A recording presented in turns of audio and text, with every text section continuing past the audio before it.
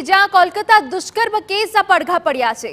ગોત્રી અને સયાજી હોસ્પિટલના ઇન્ટર્ન અને જુનિયર રેસિડેન્ટ તબીબો હડતાળ પર છે। તબીબોની હડતાળને પગલે 90 સર્જરી અટવાઈ હોવાની વિગતો મળી રહી છે।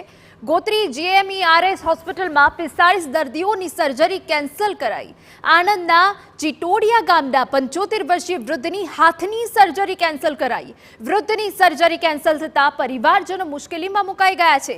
છેલ્લા 1 મહિનાથી દર્દી હોસ્પિટલમાં દાખલ છે।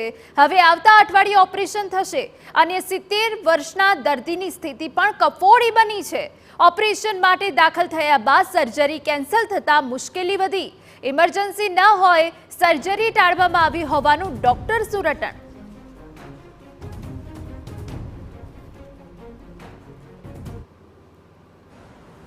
દાદાને હાલાકી પડે છે, અમને બી તકલીફ પડે છે। અમારે ઘેર છોકરા બોકરા બધું ઘેર મૂકીને આવ્યા અમે વહેલું ઓપરેશન થઈ ગયું તો અમે જતા રહો વહેલા ઘેર।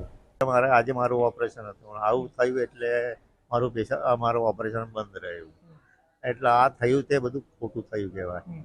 ભારત દેશનું નામ બદનામ થાય છે। લગભગ ગોત્રી મેડિકલ કોલેજમાં બધા ડિપાર્ટમેન્ટમાં ભેગા થઈને 40 થી 45 પ્લાન સર્જરી હતી, જેમાં કોઈ ઇમરજન્સી હતી નહીં ને જે કદાચ શનિવારની જગ્યાએ સોમવારે કરીએ તો પણ દર્દીને કોઈ હાલાકી ભોગવવાનો વારો આવે એવો હતો નહીં। એવી અમે સર્જરીને અમે ડિલે કરીને સોમવારે કરવાનો નિર્ણય લીધો છે।